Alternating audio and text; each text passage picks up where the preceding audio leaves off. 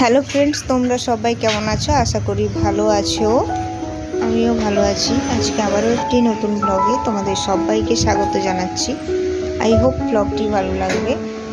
সকাল 6টার সময় ঘুম থেকে উঠেছি, 5:30টায় ঘুমটা ভেঙেছে। ভাবলাম যে 5:30টাতেই উঠবো, কারণ আজকে আমাকে অনেক তাড়াতাড়ি রান্না করতে হবে। তো কিন্তু বিছানায় শুয়ে শুয়ে উঠতে উঠতে 6টাই বেজে গেছে। 5:30টায় ঘুম থেকে উঠেও বিছানা ছেড়ে উঠতে পারিনি, এই পাশ ওপাশ হচ্ছিলাম। দিয়ে 6টার সময় তাড়াতাড়ি করে উঠে আর এই যে বাসনগুলো ধুয়ে নিচ্ছি। আর বারান্দায় প্রচুর বাজে অবস্থা করে রেখেছিল, তো সেটা তোমাদের সামনে ভিডিও করতে দেখাতে পারিনি।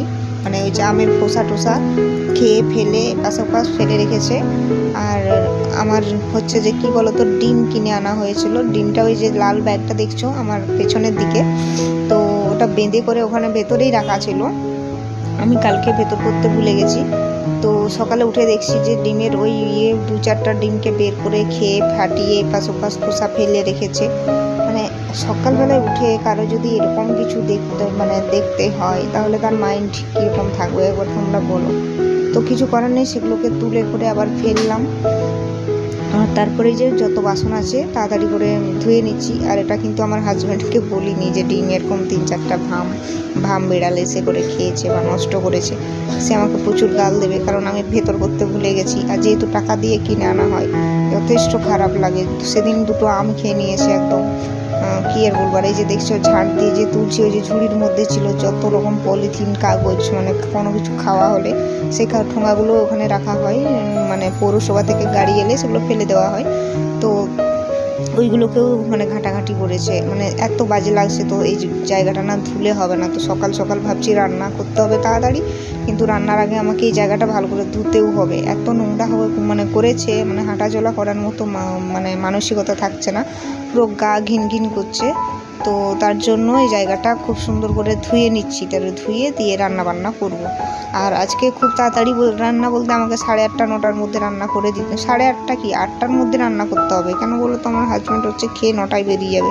সে একটু ডাক্তার দেখাতে যাবে, আর ডাক্তার দেখিয়ে তারপরে স্কুলে যাবে। তো তার জন্য হচ্ছে ওকে তাড়াতাড়ি যেতে হবে, যেহেতু নাম লেখাতে হবে, প্লাস রেডি সেডি একদম হয়েই যাবে খেয়ে দিয়ে। তো ভাবলাম আজকে তাড়াতাড়ি কি রান্না করা যায়। আর যেহেতু সে তো বলছে আমার কিছু সেরকম লাগবে না, একটা ডিম ভেজে দেবে, একটু ভাত আর একটু ডাল করে দিলেই হবে। তো আমি বলছি যতই হোক মানুষটা যাবে, আর আমিও খাবো দুজন। তো অবশ্য ডিম ভাজা ডাল ভাত দিয়ে চলে যাওয়া যায় একদিন। তো আমি চাইছি যত তাড়াতাড়ি সম্ভব করা যায় আর কি করা যায়। তো এদিকে আবার তারপরে চা বসিয়ে নিয়েছি, জানো তো। ভাবলাম একটু চা খেয়েই নিই, কারণ সে ঘুম থেকে উঠেছে, আর উঠে না সে বিছানার মধ্যে বসেই থাকবে, মোবাইল দিয়ে ঘাঁটতে থাকবে, সহজে উঠতে চাইবে না। তার ঘুমের ঘোর কাটতেই চায় না। তো তার জন্য ভাবলাম যে যেহেতু আমার সব কিছু গোছানো হয়ে গেছে, পাশে দেখছো ভাতও বসিয়ে দিয়েছি, তো ভাতও হচ্ছে। তো এই সুযোগে চাটা করে নিই, লিকার চা, ব্যাস আদা দিয়ে লিকার চা, আদা আর গুঁড়ি মরিচ তো দিয়ে চা বিস্কিট খেয়ে নিলাম দুজনে। আর তারপরে যে চলে এলাম রান্নায়। তো ভাত হতে হতে রান্নাটা ঝটপট করে নেবো। এর আগে কিন্তু আমি ডালটা করে নিয়েছি, সেটা তোমাদের সামনে দেখাতে পারিনি। আর এই যে হাফ বেগুন ছিল, আগের দিন বেগুন হাফ রান্না করেছি, আর হাফ ছিল। একটা বেগুন কিন্তু সাইজ অনেক বড়।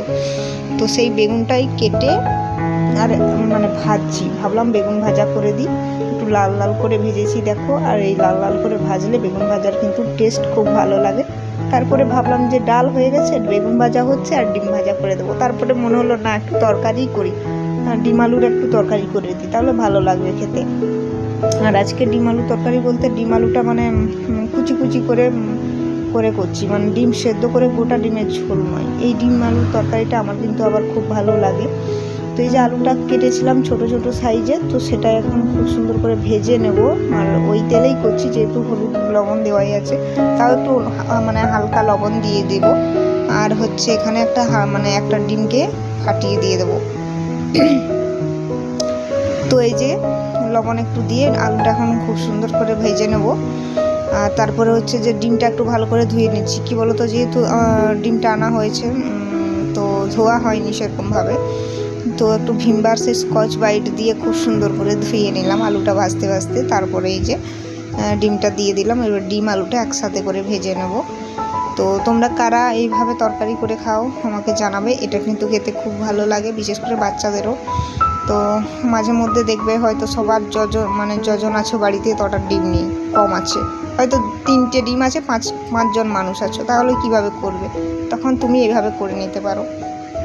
মানে গোটা ডিম তো এভাবে করা যায় না, হাফ করে খাওয়া যায় অবশ্য, কিন্তু এটা দেখবে অনেক মানুষেরই হয়ে যাবে। তো এটা আমি একটা ডিম আর 2টো আলু দিয়েছি, ব্যাস। এরপর মশলাগুলো কেটেছিলাম, পেঁয়াজ কেটেছি, আদা রসুন কুড়ে দিয়েছি, আর 3টা কাঁচা লঙ্কা চিড়ে দিয়েছি, ব্যাস। তো এটা দিয়ে এবারে মশলাটা খুব সুন্দর করে কষিয়ে নেব। এখানে হলুদ দিয়েছি আর একটু কাশ্মীরি লঙ্কা গুঁড়ো, জিরা গুঁড়ো দেবো। কাশ্মীরি লঙ্কা গুঁড়োটা রঙের জন্য, যেহেতু আজকে মিক্সি ব্যবহার করিনি, তো তার জন্য শুকনো লঙ্কা বাটতে পারিনি, কাঁচা লঙ্কার ঝালই করছি। আর তারপর এটা কষা কষা হয়ে গেলে ডিম আলুটা দিয়ে আরেকবার এটার সাথে কষিয়ে নেব। আর যখনই তেল ছেড়ে যাবে ডিম আলু থেকে, কষিয়ে নিলে তখন পরিমাণ মতো জল দেবো, আলুটা সেদ্ধ হওয়ার মতো। তারপরে মাখা মাখা হয়ে গেলেই নামিয়ে দেবো। তো এইভাবে আমি করে থাকি।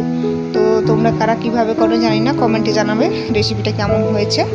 আর আজকের পর্বটা আর বেশি বড় করলাম না, এত দূরই রাখলাম। ততক্ষণে সবাই সুস্থ থাকো, দেখা হবে আগামী পর্বে।